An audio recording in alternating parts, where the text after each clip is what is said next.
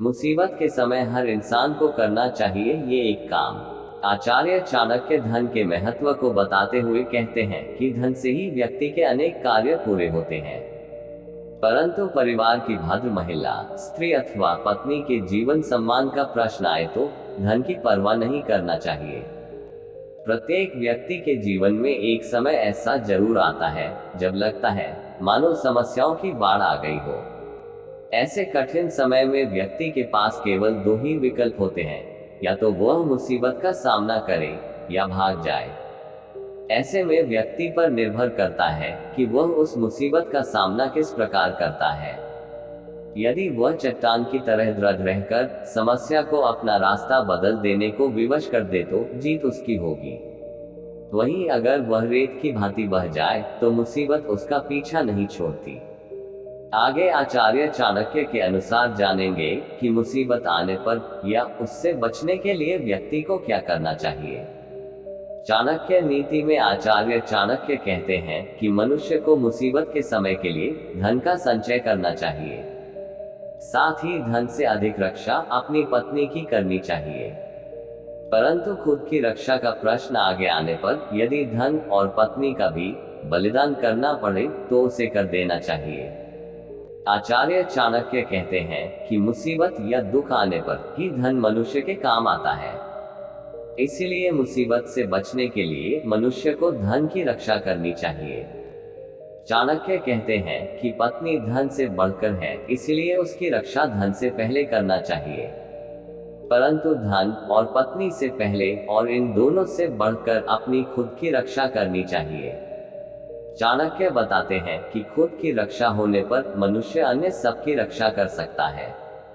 आचार्य चाणक्य धन के महत्व को बताते हुए कहते हैं कि धन से ही व्यक्ति के अनेक कार्य पूरे होते हैं।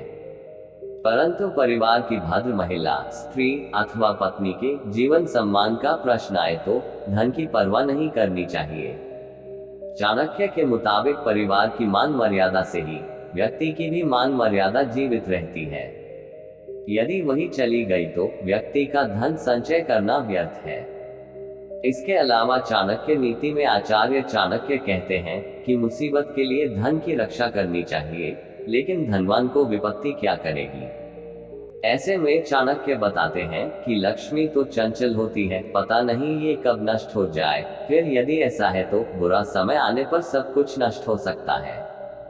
लक्ष्मी स्वभाव से ही चंचल होती है, इसका कोई भरोसा नहीं कि ये कब नष्ट हो जाए। इसलिए धनवान व्यक्ति को यह नहीं समझना चाहिए कि उस पर विपत्ति आएगी ही नहीं। मुसीबत के समय के लिए कुछ धन अवश्य बचाकर रखना चाहिए।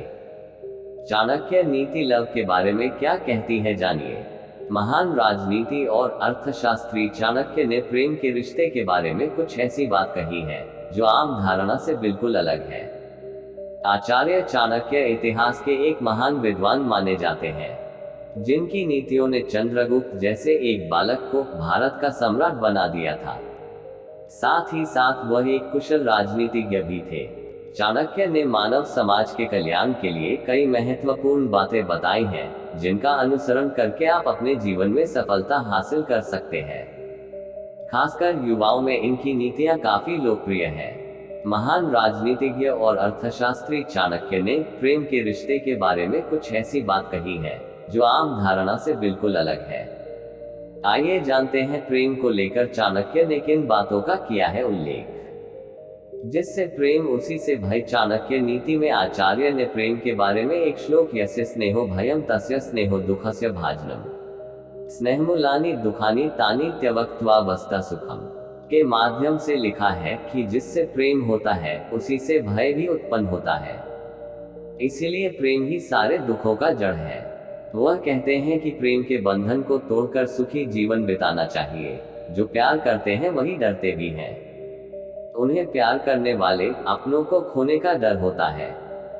पुरुषों को समझने की जरूरत है। चाणक्य कहते हैं, अगर किसी पुरुष को लगता है कि उसकी पत्नी सुंदर नहीं है और उसके सम्मान को ठेस पहुंचाए, तो इससे पहले उसे खुद को आईने में देख लेना चाहिए। भले ही उसमें पुरुष को अपनी शारीरिक सुंदरता दिखाई दे, लेकिन उसके अंदर का जमीर उसे अपनी छोटी सोच का एहसास दिलाएगा। सुंदरता चेहरे पर नहीं बल्कि दिल में होती है, इस बात को हर पुरुष को समझना चाहिए। कमियां सभी में होती है, इस संसार में कोई भी व्यक्ति पूरी तरह पूर्ण नहीं होता। अपने भीतर झांकना है जरूरी। आकर्षण से भरे इस समाज में अगर एक पुरुष को अपनी पत्नी में सुंदरता दिखाई ना दे, तो कम से कम उसके स्वभाव की सुंदरता को नहीं भूलना चाहिए। उन्होंने सलाह दी कि उस समय को याद करें जब समाज के खिलाफ खड़ी आपकी पत्नी केवल आपका साथ दे रही थी। चाणक्य के अनुसार किसी दूसरे को बुरा भला कहने से पहले इंसान को अपने अंदर भी झांक लेना चाहिए। आपके हुए अपमान का इस तरीके से दे सकते हैं जवाब। चाणक्य के अनुसार बदबू सिर्फ सड़े हुए फूलों से आती है, क्योंकि खिले हुए फूल तो हमेशा खुशबू फैलाती है। इसी तरह जो व्यक्ति दूसरों का अपमान करता है, ऐसे व्यक्ति की सोच बहुत ही छोटी होती है। अपमानित होना किसे अच्छा लगता है, लेकिन जीवन में कई बार ऐसी स्थिति उत्पन्न हो जाती है जब हमें दूसरों द्वारा अपमान सहना पड़ता है। कई बार खुद के द्वारा की गई गलतियों पर तो कभी बेवजह अपमानित होना पड़ता है, लेकिन खुद की गलतियों के लिए किए गए अपमान को तो व्यक्ति सह भी जाता है, पर यदि कोई बिना किसी गलती के कारण आपको सबके सामने अपमानित करे तो सहना मुश्किल हो जाता है। ऐसे में बहुत से लोग तुरंत उस व्यक्ति की भाषा में जवाब देने लगते हैं, तो कुछ लोग चुप रहकर सब कुछ बर्दाश्त कर जाते हैं, और बहुत से लोग ऐसे होते हैं जिन्हें समझ नहीं आता कि इस परिस्थिति में क्या किया जाए। तो क्या है अपमान की जवाब का सही तरीका, जानिए। चाणक्य नीति के अनुसार जब कोई आपका अपमान करे तो उसे उसकी भाषा में जवाब ना दे, क्योंकि उसका काम है आपको उकसाना। इसलिए बेहतर होगा कि आप ऐसी जगह पर मौन रहे और उसकी तरफ देखकर हल्का सा मुस्कुराए और उससे कुछ ना कहे, क्योंकि ऐसा करने से उसे और भी ज्यादा गुस्सा आएगा और वह खुद को ही अपमानित महसूस करने लगेगा। बहुत से लोग ऐसे होते हैं जिन्हें दूसरों को नीचा दिखाना काफी अच्छा लगता है। आचार्य चाणक्य के अनुसार ये लोग जीवन में असफल होते हैं, क्योंकि एक समझदार इंसान कभी किसी का अपमान नहीं करेगा।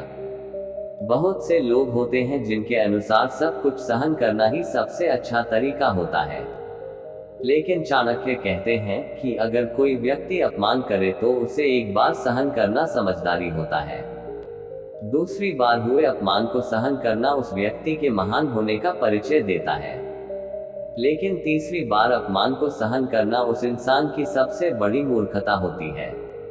इसलिए हमेशा अपमान सहना सही नहीं है। चाणक्य के अनुसार बदबू सिर्फ सड़े हुए फूलों से आती है, क्योंकि खिले हुए फूल तो हमेशा खुशबू फैलाते हैं। इसी तरह जो व्यक्ति दूसरों का अपमान करता है, ऐसे व्यक्ति की सोच बहुत ही छोटी होती है, जिस कारण ये लोग जीवन में कभी सफल नहीं हो सकते हैं। जिन लोगों को दूसरों का अपमान करना अच्छा लगता है, ऐसे लोगों से दूरी बनाए रखने में ही भलाई है।